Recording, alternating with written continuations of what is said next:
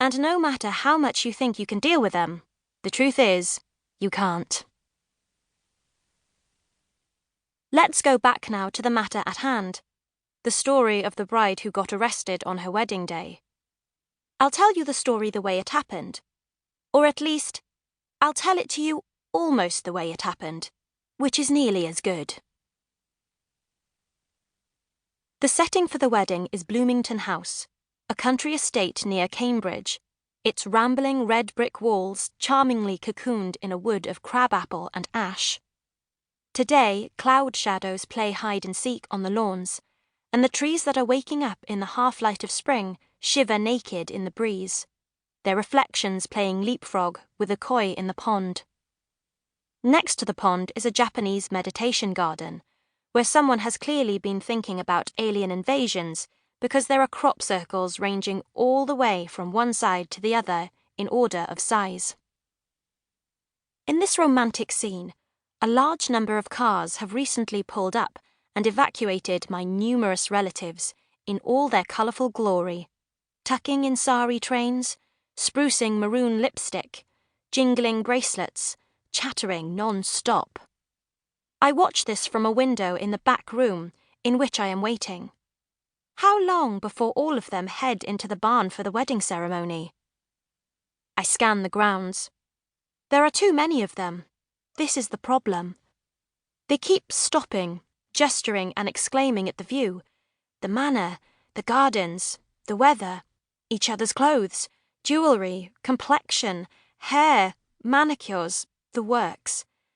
Just looking at them is exhausting.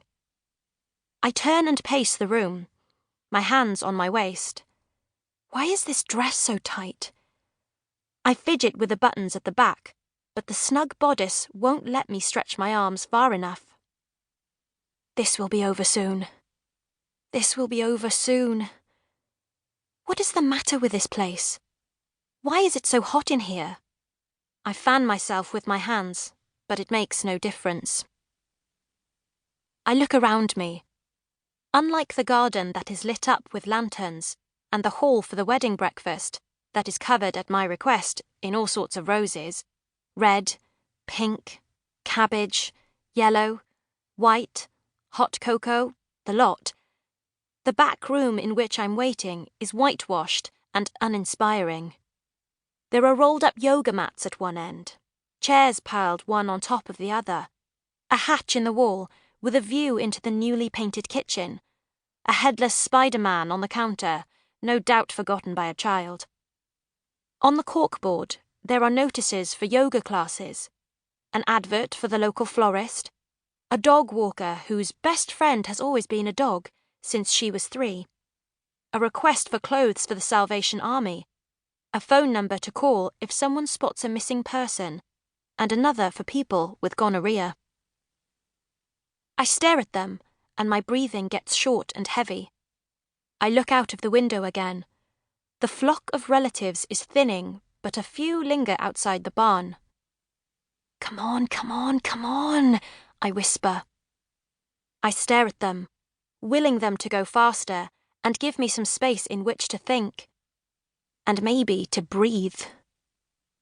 My reflection stares back at me, the little bronze hoops in my ears, and the band of dark pink and orange flowers pinned all around my head, suddenly looking out of place, like they belong to someone else. My silver dress is fuzzy in the window. What made me choose silver? It is washing out my complexion, making me look pasty.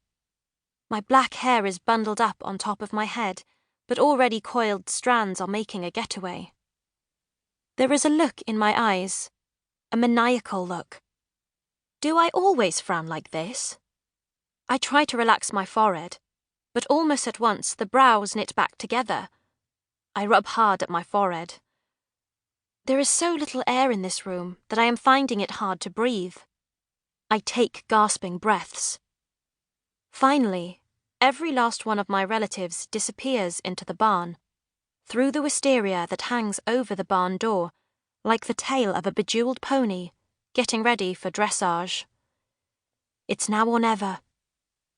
I struggle with the window latch. It is jammed shut.